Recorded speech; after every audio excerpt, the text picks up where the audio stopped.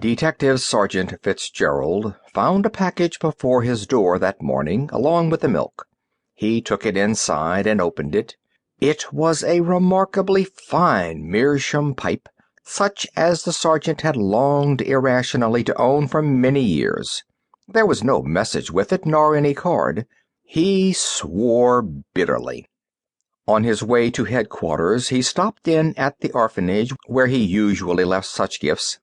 On other occasions he had left scotch, a fly rod, sets of very expensive dry flies, and dozens of pairs of silk socks.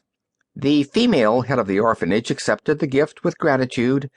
"I don't suppose," said Fitzgerald morbidly, "that any of your kids will smoke this pipe, but I want to be rid of it, and for somebody to know." He paused. "Are you getting many other gifts on this order from other cops, like you used to?" The head of the orphanage admitted that the total had dropped off. Fitzgerald went on his way, brooding. He'd been getting anonymous gifts like this ever since Big Jake Connors moved into town with bright ideas. Big Jake denied that he was the generous party. He expressed complete ignorance. But Detective Sergeant Fitzgerald knew better. The gifts were having their effect upon the force. There was a police lieutenant whose wife had received a mink stole out of thin air and didn't speak to her husband for 10 days when he gave it to the community drive. He wouldn't do a thing like that again. There was another sergeant, not Fitzgerald, who'd found a set of 4 new white wall tires on his doorstep and was ostracized by his teenage offspring when he turned them in to the police lost and found. Fitzgerald gave his gifts to the orphanage with a fine disregard of their inappropriateness. But he gloomily suspected that a great many of his friends were weakening. The presents weren't bribes. Big Jake not only didn't ask acknowledgments of them, he denied that he was the giver.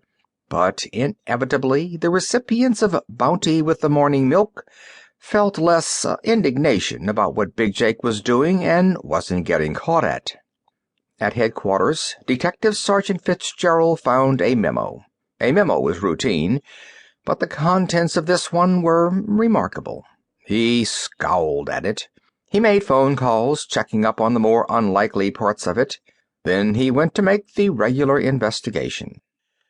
When he reached his destination, he found it an unpretentious frame building with a sign outside, "Elite Cleaners and Dyers." There were no plate glass windows. There was nothing show-off about it.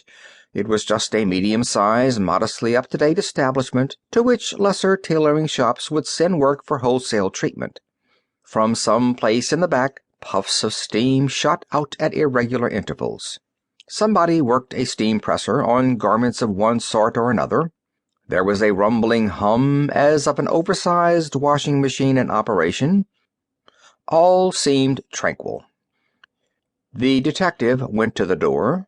Inside there was that peculiar professional cleaning fluid smell, which is not as alarming as gasoline or carbon tetrachloride, but nevertheless discourages the idea of striking a match.